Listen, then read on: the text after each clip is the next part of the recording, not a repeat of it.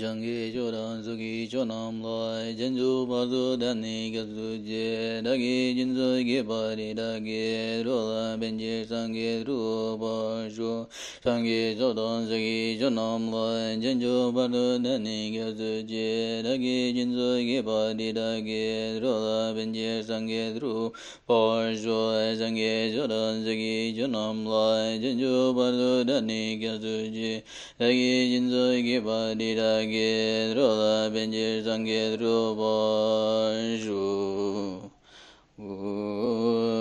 Wapa Jambe Sunu Gyupala Cha Zelo Jini Suda Joju Jite Na Dusum Sepa Mi Senge Kunda Gimal Eda Tam Jela Ludanga Ida Veja Giyo Sampo Jepe Mon Lam Tam Dagi Gyewa Tam Je Igi Ngon Sum Singi Dulnyen Lura Duba Gyewa Kun Lara Tu Jazelo Du Jite Na Dulnye Sangi Non Sangi Segi Una Subat Eda Jegi Noma Leba Dam Jegi Wadagi Gawa Modeda Ngapa Mise Gyazo Na Yangi En La Gyazo Dragung Gyawa Gungi Yonde Raja Jindewa Shepa Tam Jedagi To Me To Damba Drewa Damba Dan Silnye Namdan Jupa Du Jodan Arme Jodan Du Boy Damba Yegewa Deda Lani Joy Bagi Nasa Damba Namdan Jodan Jemabum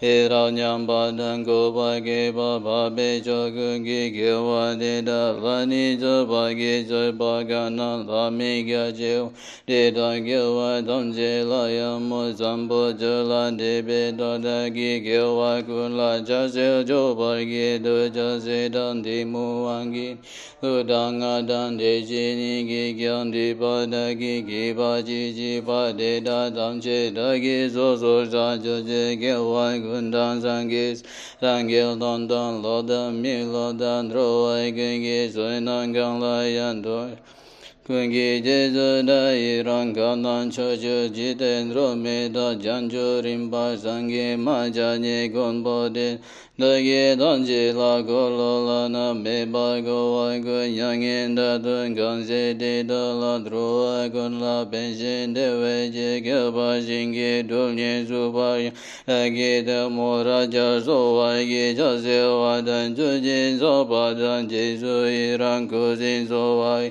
Gewa Junse Dagi Jisaba Damje Dagi Janju Jeringu Shashi Boy Gi Heijo Jemendo Endra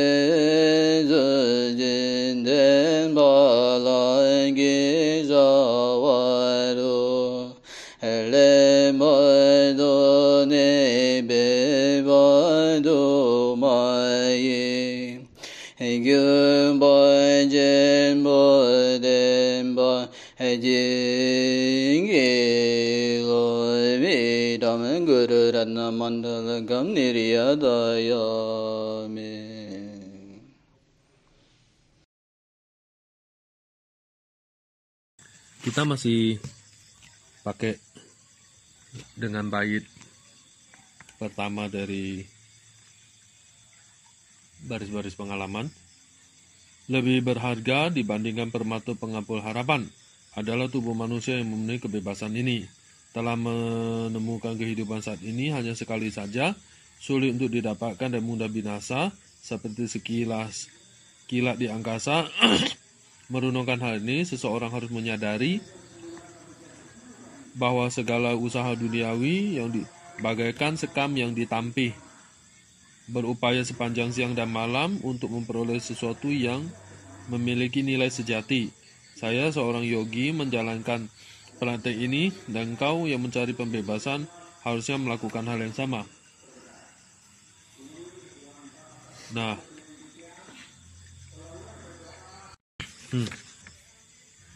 jadi J. Rinpoche memulainya dengan mengatakan lebih berharga dibandingkan dengan permata pengabul harapan adalah tubuh manusia yang penuh kebebasan ini. Jadi tubuh jasmani kita yang kemarin kita bahas bahwa dari detik ke detik, momen ke momen itu sangat penting, sangat berarti, dan ini kita bisa menjadikan dia melebihi permata mengabul harapan. Artinya dia bisa bahkan mengabulkan harapan kita. Nah, jadi ketika kita mulai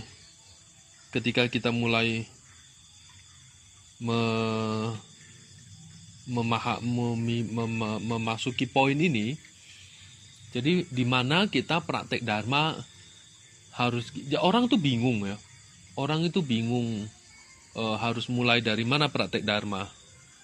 Praktek dharma itu dia sibuk, dia mencari. Saya baca inilah, buku inilah, lihat buku ini menarik, saya bacalah. Sebenarnya praktek dharma itu kita mulai dengan seperti yang dibahas kemarin, menyadari satu poin penting kelahiran manusia yang berharga ini.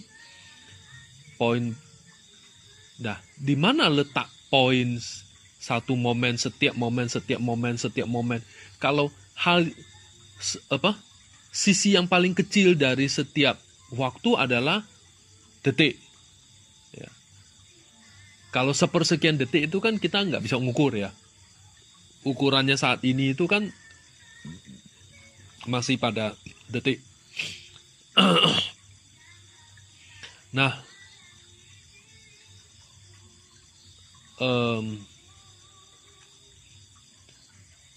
di mana ukuran paling kecil dari keseluruhan kehidupan, yaitu setiap tarikan nafas. Nah, ketika satu tarikan nafas itu full, maksudnya diwarnai dengan full, maka momen-momen kelahiran manusia ini akan menjadi full. Nah, oleh karena itu, kita mulai dari situ. Jadi, ini harus saya selalu melihat orang bingung memulai praktek dharma.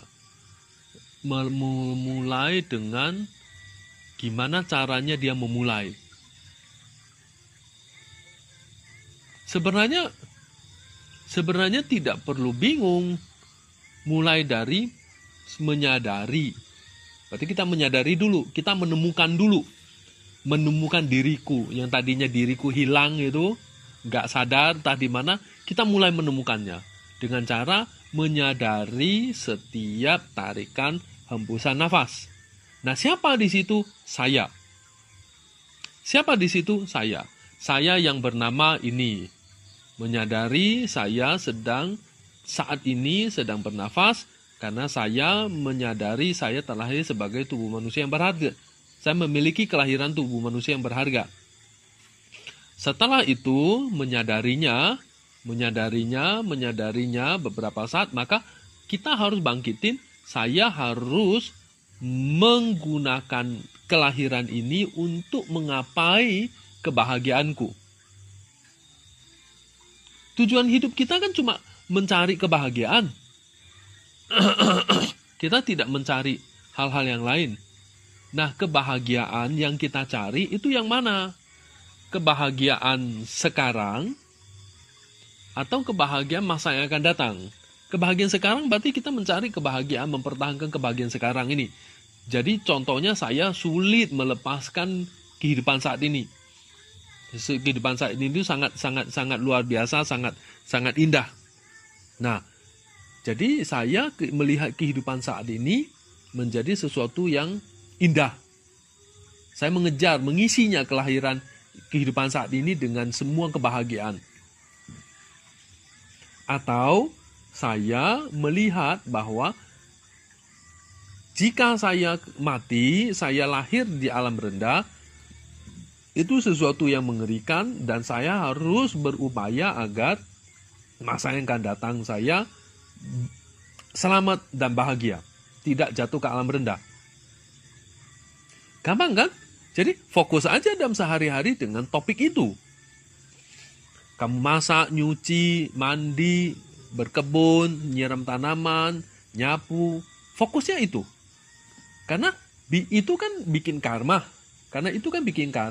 Ketika kita bikin karma, karma itu diwarnai dengan intensitas, maka terjadilah warna sesuai dengan intensitas itu.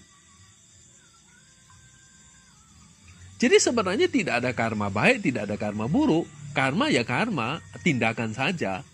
Baik jika dikatakan karma baik jika hasilnya baik. Buruk jika dikatakan akibatnya buruk buat saya. Jadi sebenarnya karma itu tidak ada baik, tidak ada buruk. Karma itu tindakan, bertindak. Nah, intensitas, intention, motivasi, pikiran di balik tindakan itu yang kita warnai, misalnya kita memanaskan kendaraan. Oh, kendaraan itu kan netral. Kita aktivitasnya kita memanasin kendaraan itu. Itu sebuah tindakan. Tetapi kita mewarnainya dengan berpikir bahwa demi masa yang akan datang bahagia, memperoleh kebahagiaan, maka saya memanaskan kendaraan ini. Semoga kendaraan ini gini. Dan itu terjadi. Jadi sebenarnya kita ini fokusnya di mana? Sebenarnya kita fokusnya di mana? Mencari kebahagiaan kan? Kita mau selamatkan, lah bikin karma baik. Jadi, nah, ketika kita menyadari masa yang akan datang bahagia, keadaan yang akan datang bahagia, sehingga masa yang akan datang itu menjamin kebahagiaan saya maksudnya bisa memberikan aku suatu rasa aman bahwa masa yang akan datang itu membuat saya bahagia, maka tindakan-tindakan saya harus mencerminkan seperti itu. Nah, lain cerita kita ingin melihatnya menjadi lebih luas, bahwa masa yang akan datang bahagia saja tidak cukup. Saya mau memperluas skopnya, bahwa masa yang akan datang itu dan yang akan datang tak terhingga itu harus bahagia. Tetapi saya menemukan tidak ada jaminan di masa yang akan datang itu saya tidak menderita. Jadi bahagia di dunia ya. Kita bilang bahagia di dunia ini juga bukan bahagia sesungguhnya. Jadi kita perlu mencari bahagia yang lebih tinggi. Itu lain cerita. Sekarang fokus kita apa dulu? Kita bukan begini. Kita itu sibuk praktek dharma. Tetapi kita nggak sadar bahwa ketika kita mulai praktek dharma yang seperti ini, itu kayak sedang kebakaran, terus kayak kita kalang kabut. Tahu nggak kalang kabut? lari sana, lari sini, comot sana, comot sini. Karena kita itu kebingungan. Baca ini, buka ini, itu. Sama sekali kita nggak fokus. Coba jejak, tahu nggak jejak? Stabil, mendasar. Kamu, contohnya aja, jalan, meditasi jalan, melangkah dengan penuh stabil, dengan pikiran yang penuh kemantapan bahwa ini kelahiran saya menemukan kelahiran yang berarti, yang berharga ini, saya memakainya untuk kebajikan, untuk menempuh kebahagiaan, saya meng-create. Sebenarnya kan kita hidup di dunia ini itu kan berusaha, berjuang untuk mencapai kebahagiaan. Sebenarnya kan begitu. Nah, kebahagiaan macam-macam. Kebahagiaan sekarang, kebahagiaan akan datang. Kebahagiaan sekarang silakan berjuanglah. Punya uang, punya mobil, punya rumah, istri, anak, uang, segala macam, silakan berjuang. Tapi kan dibilang itu membuat kita kebahagiaan yang level 0 ini sekedar kebahagiaan semu. Kita harus bisa menjamin kebahagiaan yang akan datang. Nah, kebahagiaan datang-datang ini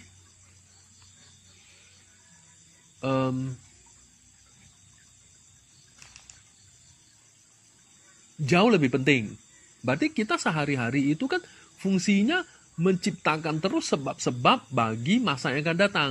Nah, pertanyaannya, masa yang akan datang panjang nggak? Berapa panjang? Kan tak terhingga. Sepanjang jalan yang kita bisa tempuh kan? Berarti sangat panjang dong. Dibandingkan dengan itu, kehidupan saat ini kan sangat pendek kan? Hanya ini aja. Nah, kalau kita hanya berpikir, oh ya saya menciptakan kebahagiaan di sekarang, dan saya berpikir kebahagiaan yang saya ingin ciptakan itu next life saja. Next life itu kan yang banyak ya. Berapa banyak? Next life itu berapa banyak? 1 next life? Atau 2 next life? Atau tak terhingga? Kan tak terhingga. Pertanyaannya kita adalah, berapa banyak yang kita bisa menjamin next life secara umum? Next life secara umum itu kan many life, many next life. Many next life, ya kan? Nah, berarti sepotong kehidupan sekarang ini tidak cukup untuk menghimpun kebahagiaan yang many next life. Ya kan? Sangat pendek dong. 24 jam aja. Coba, kita tidur udah berapa jam? Itu 8 jam, 8/4, 24/3. Belum lagi yang lain. So, how many time do we have untuk meng-create sesuatu sebab-sebab buat next life yang many next life? Karena we never think about this. Ya toh? Nah, kita nggak, di benak kita itu nggak pernah tercetus many next life. Kita cuma berpikir next life saja. After this life is only one. Ya kan? After this life means many. How many? Uncountable, tidak bisa diukur. Nah, berapa jumlah waktu yang bisa kita menciptakan sebab untuk next life-nya? Yang which is next life is a lot of next life. Many next life. Kan kita nggak bisa membuat itu. Jadi oleh karena itu dikatakan kehidupan saat ini, sekarang ini nggak cukup, sangat singkat. Jadi jangan sia-siakan mengejar hal-hal yang tak berguna. Nah, yang saya temuin di kebanyakan orang itu ketika kita mempraktekkan Dharma, mempraktekkan Lamrim, menjadi praktisi, kita ini bingung memulainya, bingung mulai dari mana. Poinnya tadi, it's a lot of next life. Nah, ketika kita age a lot of next life dan kita next life-nya sekarang ini cuma satu, this life is satu, next life is a lot, dan waktu kita nggak cukup. Pertanyaannya, jika saya melakukan hal-hal yang saya menyia-nyiakan waktu, percuma. Jadi, ini adalah hal yang penting untuk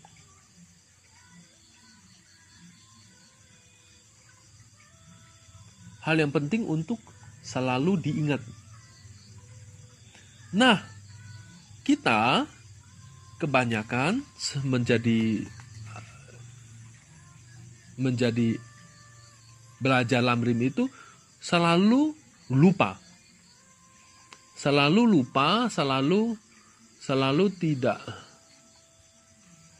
tidak fokus.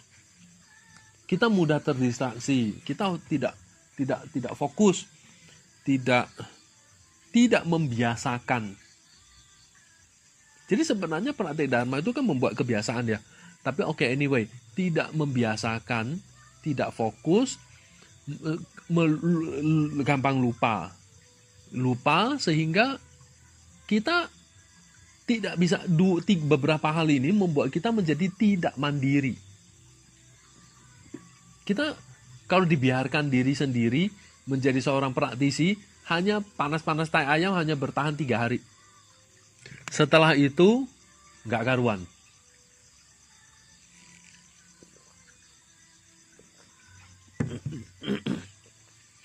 Setelah itu nggak karuan. Kenapa? Kita tidak pernah serius memantapkan di hati kita butuh praktek Dharma.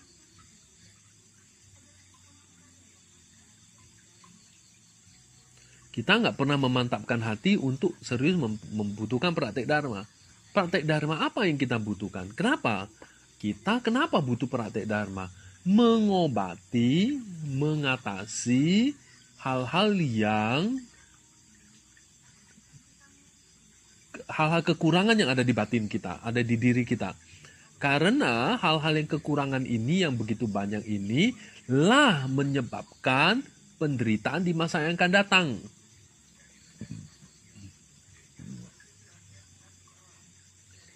Too much suffering membuat penderitaan di masa yang akan datang. Ini yang diatasi.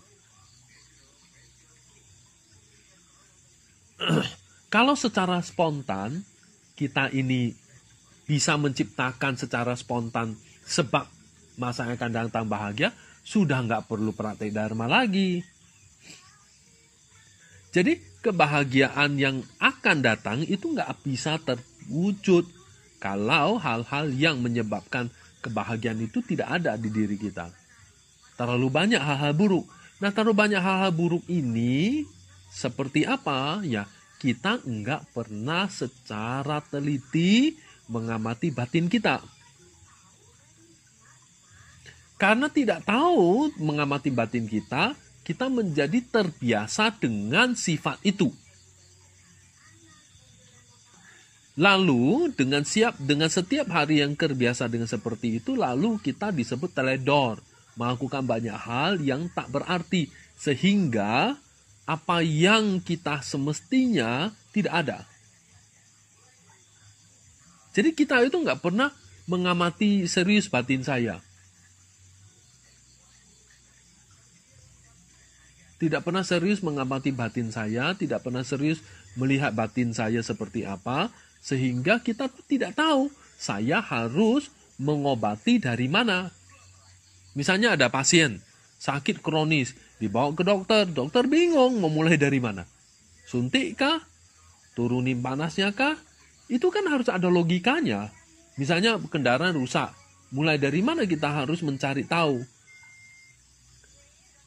Masak, bikin kue, itu harus mulai dari mana? Pertama yang harus kita lakukan itu apa?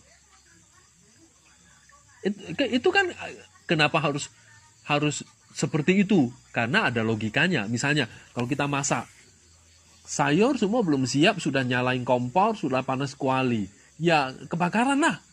Kan ada urutannya ya kan? Kayak foto. Foto itu kan pertama mau foto prewedding berarti harus pertama, kedua, ketiga, kan ada urutannya, nggak bisa urutannya kacau. Sama batin kita itu tidak tahu dari mana praktek dharma jadi kacau balau, comot sana comot sini, karena kita tidak tahu kita sakit apa. Kita tahu sakit apa, kita harus mulai dari mana. Akhirnya in the end ya kamu ada tapi berantakan, nggak karu-karuan. Jadi ada berantakan, nggak karu-karuan, kayak dapurmu. Garam entah di mana, gula entah di mana, bumbu-bumbu entah di mana, bawang merah sama bawang putih sama cabai sudah dicampur jadi satu. Besok yang nggak kepake.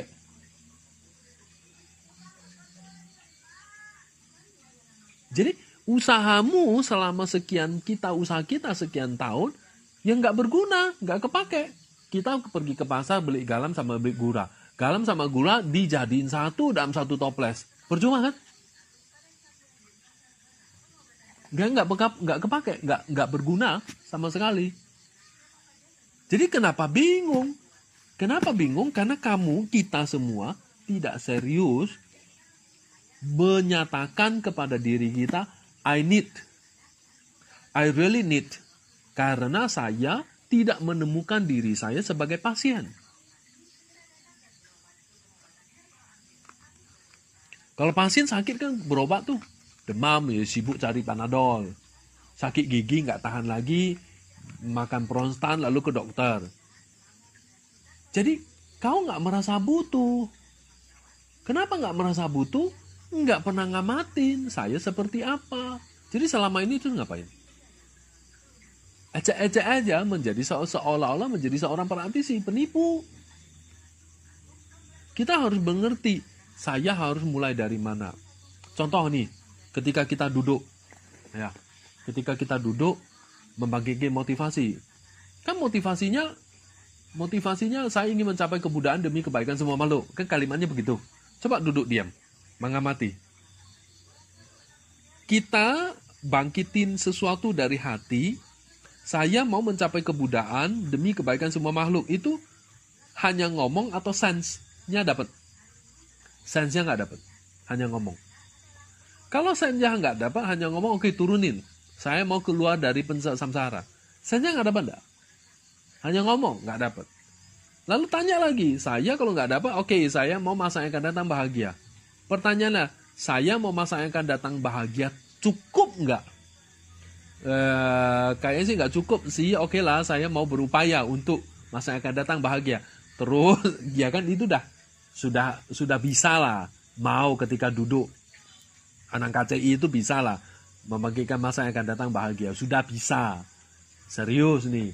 Pertanyaannya coba kita mulai dari saya melakukan praktek ini, membaca sadhana, puja, praktek pendahuluan demi saya masa yang akan datang bahagia. Oke. Kita di dalam batin kita itu ada nggak struktur yang jelas sehingga saya melakukan ini masa yang akan datang pasti bahagia. Di otak kita itu step by step itu ada nggak?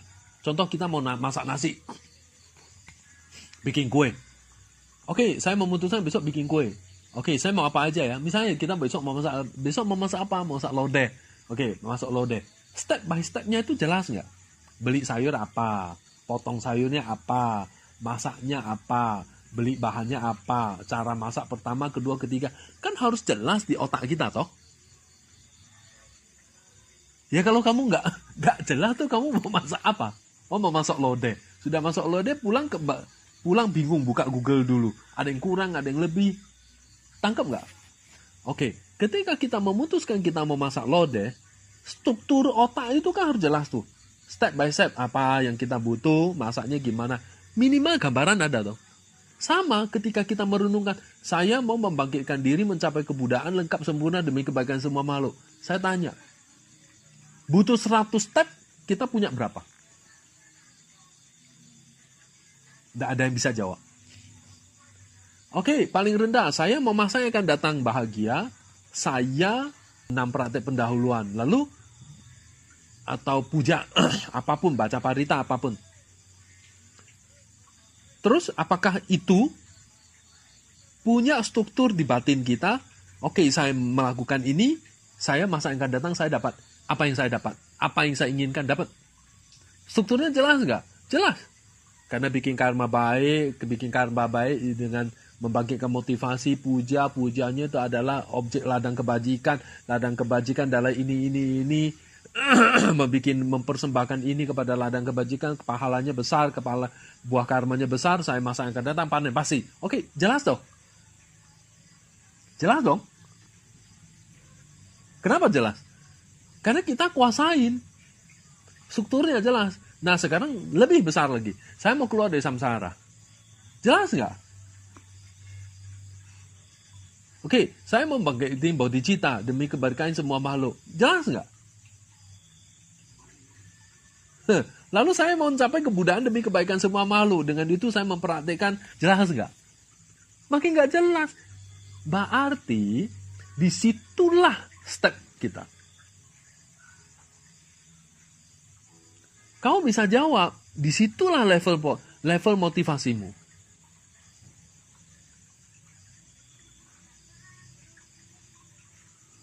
Nah, karena kita nggak menguasai materi, jadi kita tidak tahu gimana mencapainya. Hari ini galau, baca buku ini. Besok galau, baca buku itu. Besok patah hati, bongkar buku ini. Besok kena marah, baca buku ini. Besok dunia kiamat, buka ini. Terus apa? Kelihatan bahwa kita sama sekali di batin kita tidak memegang struktur dengan jelas. Kelihatan di batin kita tidak memiliki kondisi jelas, utuh. A, B, C, D, E. Enggak loncat, utuh. Karena kita itu perjalanan. Sehingga itu jelas. Tahap demi tahap. Misalnya, seperti tadi. Oke, misalnya retret nih. Misalnya retret Avalokitesvara. Demi mencapai kebahagiaan masa yang akan datang bahagia. Oke, jelas. Tapi baca mantra, karma baik. Oke, bangkitin tentang kebajikan, karma baik. Udah pasti itu dah masa akan datang bikin karma baik. Karma baiknya besar dan jumlah waktunya banyak. Udah pasti karma baik. Ya, baik. Tapi lebih besar dari itu kita nggak nguasain. Kenapa? Kita nggak ada struktur. Benar kan saya bilang, karena kamu nggak ada struktur, kamu ini nggak serius. Comot sana, comot sini, baca ini. Apa gunanya? Kamu tuh sebenarnya maunya apa sih? Mau kemana sih saya tanya? Comot sana, comot sini, nggak jelas. Paham nggak? Nah, percuma. Oke, mulai dari mana? Di Lamrim kan jelas. Setahap. 1, 2, 3, 4, 5.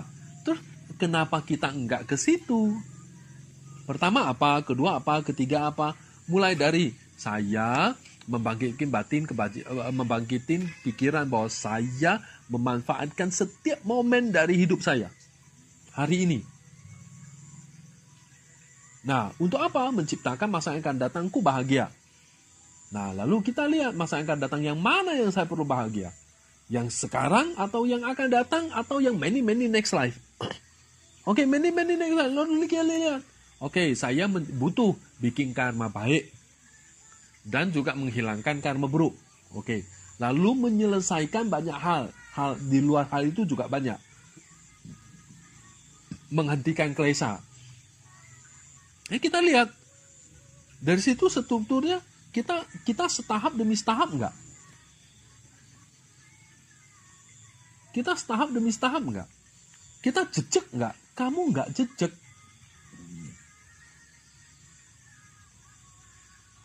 Setahap tidak setahap demi setahap.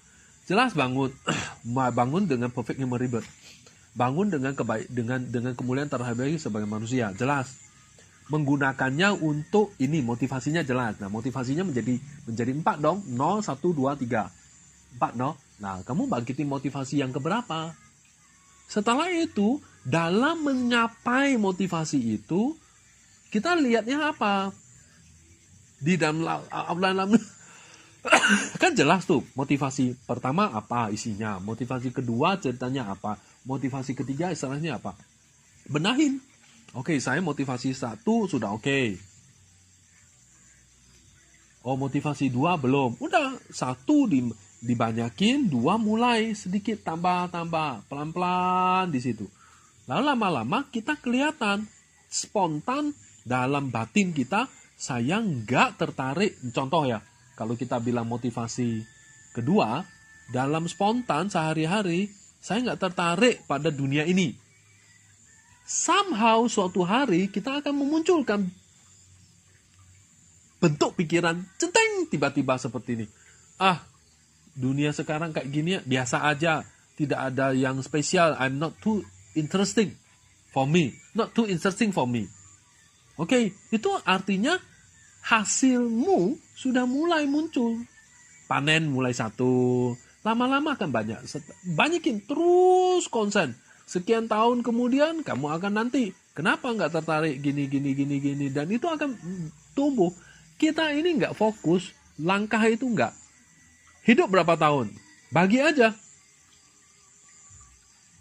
Sekian tahun, nanti kan pasti dapat. Kita nggak bisa rakus, tamak. Saya mau belajar sampai meraih bodhicitta. Meraih bodhicitta itu, penolakan samsara aja nggak ada, terus mau meraih bodhicitta omong kosong. Penolakan samsara mutlak dibutuhkan untuk praktek bodhicitta. Penolakan samsara aja nggak bisa. Kita masih tertarik dengan banyak hal yang memancing tertarik terhadap, misalnya ada sesuatu yang kayak kau kumpul, terus ada orang nyalain TV, nyalain laptop, video, film, terus kamu duduk di situ terus mulai lirik, mulai maju, mulai duduk di sampingnya, mulai nonton. Itu cermin bahwa kamu tertarik dengan hal-hal seperti itu. Kita tertarik atau kita itu lemah membuat kita lari ke situ. Nangkap kan? Lemah dan lari ke situ. Nah, berarti kita tertarik, masih dunia ini masih interesting for me. Mau sana, mau sini, mau lihat ini. Kayak, aku nggak tahan nih, aku mau jajan, mau ke Indomaret. Di dalam COVID lockdown ini, pergi ke Indomaret serasa pergi ke mall. Kita berlebihan. Kelihatan banget kualitasmu seperti itu. Oke, nangkep ya? Nah, ini fokus, skop pemikiran. Ini skop pemikiran. Misalnya gini, ada lebih lucu. Orang itu bingung, misalnya kita sudah menyadari kita ada di motivasi pertama. Saya mau naik motivasi kedua. Tapi jadi motivasi pertama itu kan isinya gampang, bikin karma baik, berlindung segala macam, yang banyak. Lalu motivasi kedua itu bukan hanya sekedar bikin karma baik, itu perenungan tentang samsara, ya kan? Dan fokus mengamati batin. Kualitas pikiran kita, batin kita seperti apa. Nah, orang itu nanti bingung. Saya harus duduk meditasi, saya juga harus bikin karma baik yang banyak, saya juga harus ini, saya juga ini. Dia kalang kabut, dia jadi error. Sebentar bikin ball offering banyak, sebentar bikin satsa, sebentar namaskara, sebentar meditasi, sebentar bikin PR. Jadi kayak kalang kabut, kayak bingung, bikin sebentar ini, sebentar itu, sebentar. Kayak bener-bener kacau. Kamu benar-benar tidak menguasain what to do. What should you do? Sama sekali nggak nguasain. Ya lah. Musim orang bikin satsa. Ini kan musim panas ini. Dan musim bikin orang satsa. Nah, nanti musim bikin ball offering. Nah, nanti bikin apa gitu. Terus itu maksudnya apa? Ya kan? Akhirnya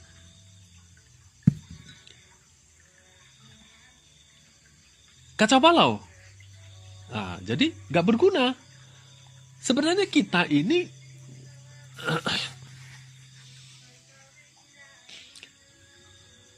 harus paham kita tuh ngapain.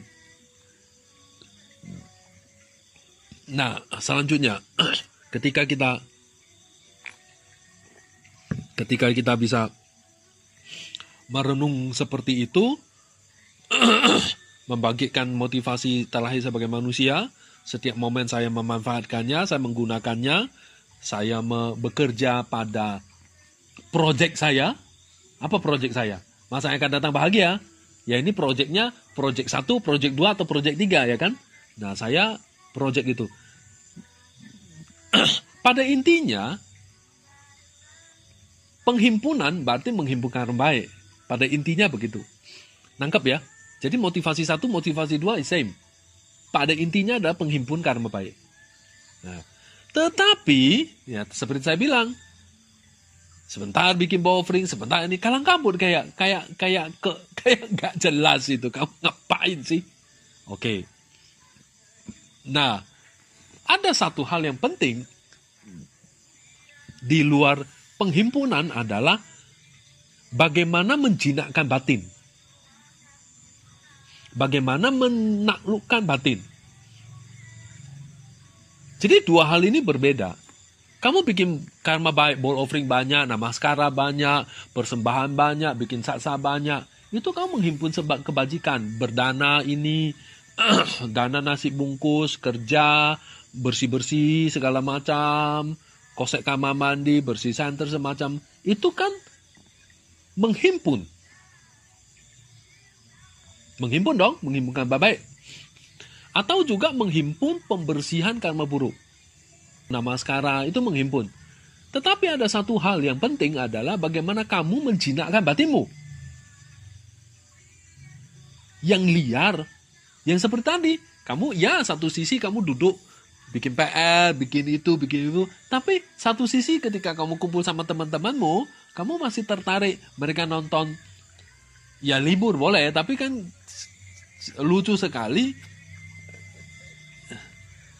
terlibat dalam hiburan-hiburan berlebihan itu konyol.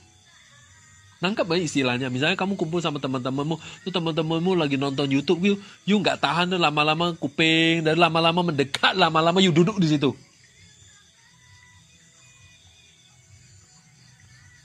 Kan kelihatan bahwa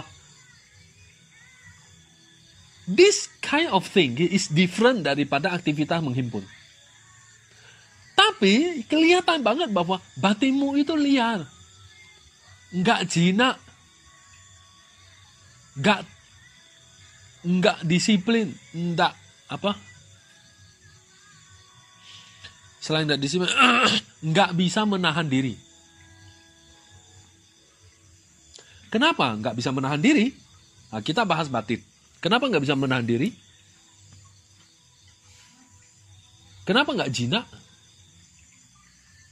Bisa jadi semua hal itu menjadi kuat, dia batinnya sangat kuat, kamu nggak bisa nguasain dia, kamu nggak bisa kontrol dia. Dia mengontrol dirimu. Mengontrol dirimu, menguatkan itu kan sebenarnya gampang. Batin itu milik kita. Ya kamu itu buka aja batinmu, kayak lemari itu kamu buka gitu loh. Batinmu itu lemari kamu buka, boleh lihat di dalam. Apa untungnya, apa manfaatnya, kamu tuh maunya apa sih? Ya hadapin. Bagaimana kamu tidak pernah serius menghadapi batin kita tidak tahu warna batin, tidak pernah tahu kondisi batin, tidak pernah melihat cermin batin, percuma. Ya kelihatan akhirnya ketika terjadi sesuatu malapetaka menimpa di atas kepalamu, kau kalang kabut. Comot sana, comot sini, baca ini, buka ini, bingung. Lu kayak nggak tahu apa yang harus kamu lakukan. Batin jinak. Jadi Di satu sisi kamu menghimpun kebajikan, di satu sisi kamu jinak. Batin itu mesti dijinak, diatur, dikontrol. Nah, setelah diatur, dikontrol, dijinakkan, diisi dengan pengetahuan-pengetahuan, filsafat-filsafat, sedikit, lama-lama pengetahuan, kebijaksanaan tumbuh. Lama-lama kita menjadi dewasa. Oh, kayak orang dewasa gitu loh. Kayak bapak-bapakmu itu kan kalau anak-anak kecil lagi main game kan dia tak tertarik. Kenapa dia nggak tertarik? Secara alami, kamu nggak lagi tertarik, interesting sama barang itu. Sekarang gini, kau misalnya misalnya ada teman-teman perempuan sibuk-sibuk masak. Kamu ke sana itu suruh ikut sibuk masak, tertarik nggak? Enggak. Ada kan kayak gitu kan? Enggak. Atau contoh, ini teman-temanmu duduk 3-4 orang. Kamu dari di kamar, dengar orang ngobrol, kamu tuh spontan kayak magnet, shot nyedot kamu duduk di situ, itu ikut ngobrol. Tertarik. Dengan kamu tidak tertarik, itu beda. Amatin bentuk batin seperti itu. Nah, ketika kamu tertarik dan ketika menjadi tidak tertarik, itu kan kenapa menjadi tidak tertarik? Coba amatin, kenapa menjadi tidak tertarik? Karena menganggap, oh itu nggak bagus, nggak manfaat, buang-buang waktu, nggak cocok, nggak selera, nggak suka, nggak sesuai, bukan makanannya, semua itulah. Itu membuat kita nggak tertarik, ya kan? Nah, pengetahuan-pengetahuan yang kita isi itu untuk menjinakkan batin kita sehingga kita membuat pengetahuan sehingga menumbuhkan sesuatu pengetahuan seperti itu terhadap dunia samsara ini. Baru kamu bisa mau keluar. Buddha bilang, ayo sini keluar. Kamu nggak tertarik, ya nggak keluar. Nangkap nggak? Nah, dengan seperti ini kita amatin batin kita. Kamu itu tertarik dengan dunia, hiruk pikuk ini dunia atau tidak tertarik? Sekarang ini.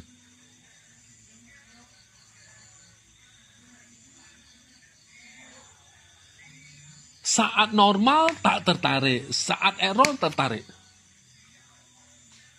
Berarti itu belum ajek, belum matang.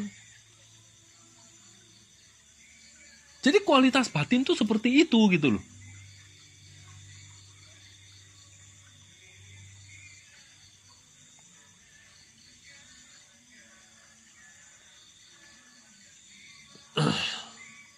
Kayak sekarang ada satu ruangan dari beberapa teman-temanmu duduk kongko. Kau pasti ikut nimbrung. Interesting. Coba berpikir sebaliknya. Aku nggak tertarik aktivitas seperti itu. Bukan orangnya, tapi aktivitas itu. Kamu lebih tertarik baca buku atau apa. Kenapa? Berarti ada yang kamu nggak tertarik. Kita harus berupaya menumbuhkan kualitas ketidaktertarikan pada samsara. Berarti cari tahu dong. Oh, samsara tak baik, nggak benar, nggak indah, nggak bagus, menderita. Nah, kita nggak pernah mencari tahu itu. Tapi kita ngomong, saya mau keluar dari samsara demi kebaikan semua makhluk. Omong kosong nggak? Kamu ini serius apa kagak? Atau kamu jadi penipu?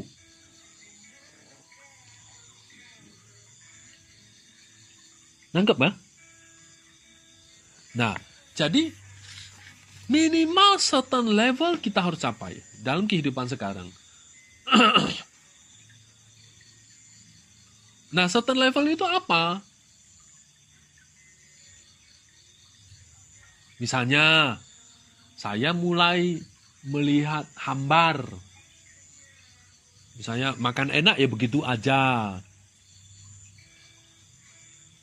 Tuh ada tuh anak-anak itu sering gitu. Pingin banget deh.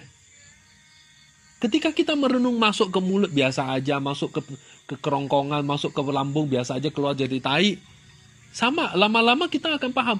Oh biasa aja, enak ya enak. Enak dibilang gak enak berarti kita bodoh. Itu error dah kamu tuh. Sok alim, saya malah gak percaya. Enak ya bilang enak, tetapi ketika kita menyadari enak ya sebatas enak saja. Saya tidak seperti magnet yang kesedot. Seperti magnet yang kesedot. Sehingga kita itu ya, magnet tahu, menyedot. Kayak paku, logam, peniti, disedot sama magnet. Itu batinmu harus kita latih seperti itu. Batin kita harus kita latih. Kenapa batin harus kita latih? Karena ya kita paham nggak bahwa ini itu omong kosong, dunia ini omong kosong, samsara itu semua kosong. Nah, disitulah mulai banyak mencari tahu informasi. Oh, samsara itu ini, ceritanya ini. Jujur terhadap kualitas batin. Saya itu sampai di mana sih? Jangan berpura-pura menipu diri sendiri. Baca teks itu yang hebat-hebat, penolakan samsara, ketidakindahan samsara. Tapi sikap sehari-hari mencintai samsara dan sama sekali tidak bisa berpisah dengan samsara. Omong kosong. Nangkep? Nah, balik lagi kita mundur.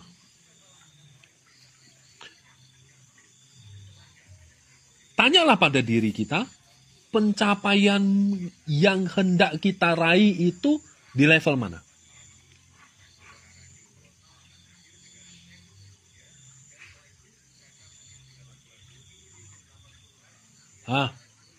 Kita mau mencapai level yang sampai apa?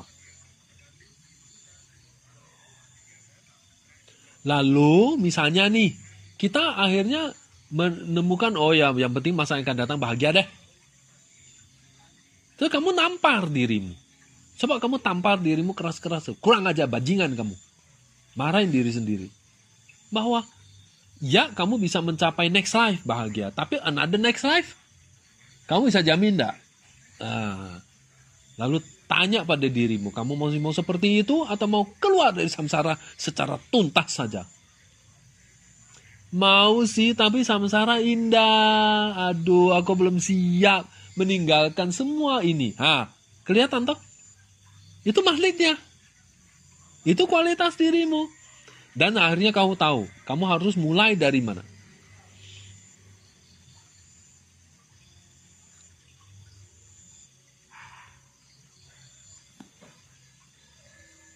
Nah, jadi kamu harus tahu, akhirnya tahu nih, saya memulai dari mana, saya berproses dari mana.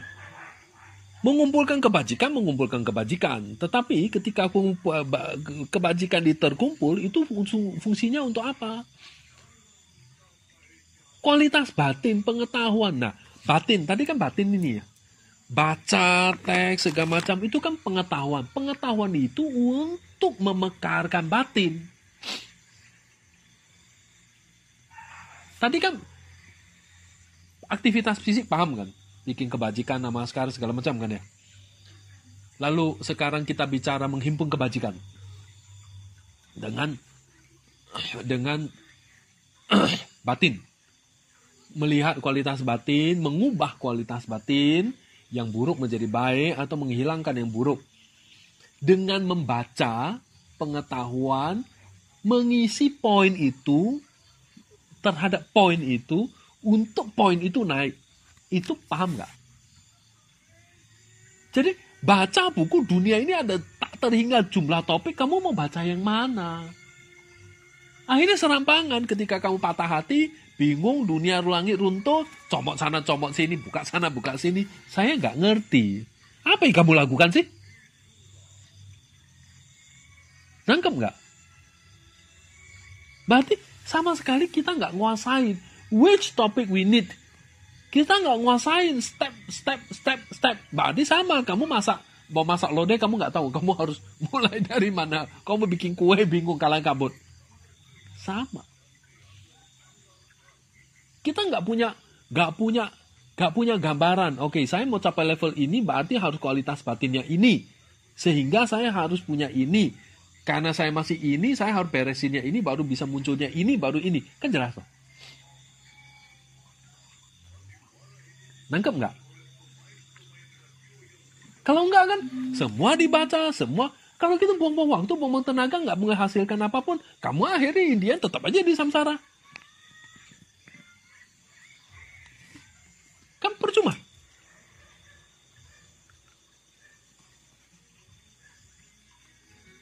Nah, dengan pemikiran seperti itu, pemahaman konsep seperti itu, kita mengerti dunia sekarang yang kita hadapin, kita harus mulai dari mana?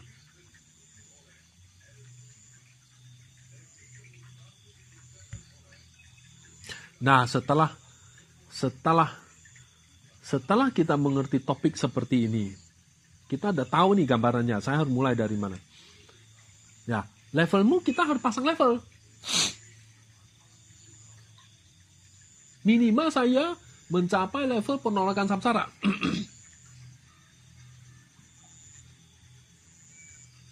Kan kita mau bodhicitta. Tapi kalau penolakan samsara nggak muncul, bodhicitta nggak akan bisa muncul. Oke, taruh penolakan samsara. Gimana caranya saya menolak samsara? Ya belajar. Lalu belajar, misalnya ini ya. Ada sejuta topik menjelaskan tentang keburukan samsara. Tetapi sejuta topik ini tidak ada satu topik pun yang kita paham. Kenapa? Karena kita masih tertarik pada samsara. Diomongin jangan, masuk nggak? Berarti ada sesuatu yang nggak beres di otak kita ini, di batin kita ini dong. Ya dong. Ada sejuta topik tentang keburukan samsara. Dibaca, ya paham. Tapi setelah itu, kenapa kok feelingnya nggak pernah tumbuh? Batin kita ini nggak beres, sehingga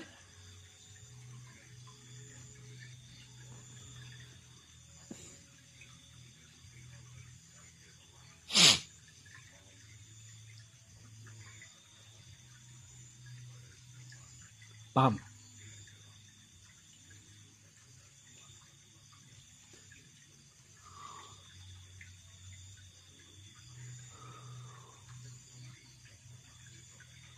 Nah, dengan cerita pemahaman seperti ini, kita lihat, oke, saya ini berarti harus menumbuhkan kualitas dong. Baru saya bisa mempelajari topik-topik. Ya misalnya gila, pasanglah topik tentang penolakan samsara. Penolakan samsara, topik-topik penolakan samsara. Topik-topik penolakan samsara kita baca, tapi nggak pernah menghasilkan sense pikiran menolak samsara. Berarti batin kita nggak beres. Bebal, nggak masuk. Kenapa? Ya, kenapa nggak masuk?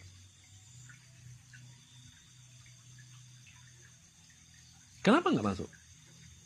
Tertarik pada samsara-nya sangat kuat. Kita nggak pernah serius, keras kepada batin kita. Kita nggak pernah serius, maksa batin kita, menjinakkan batin kita, sehingga kualitas positif itu bisa masuk. Dan kita kekurangan berkah.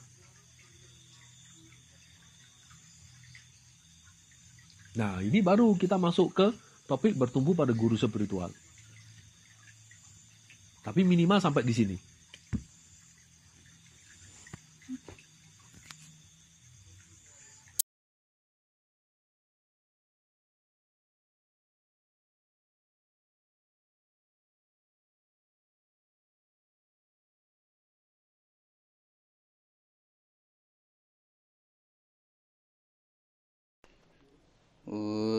shashi bogi juzi meto dran zira blenzi nyide genpa de sangye shindu mete buwa gen rokunanda shingla chopa shoyi taman guru ranna mandala kam niriyatayami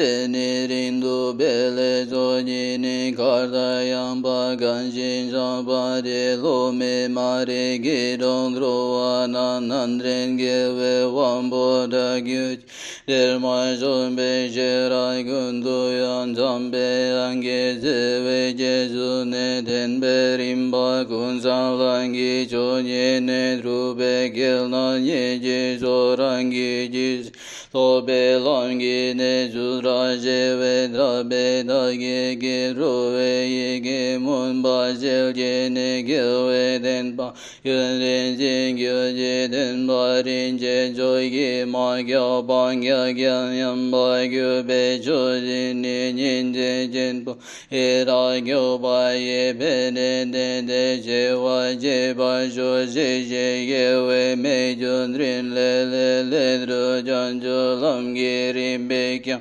ardo nom gi la be de jenge je barin do gyong je lan zan ro be don gen ro je ge je mi do mi men ko je ra gon do ge nga ba ye non da lam dan de wa ma ge je gon je de ba jo la jo zin ro ba son ba de ye je do de non ge da de dra je jin dra je gya zo jo go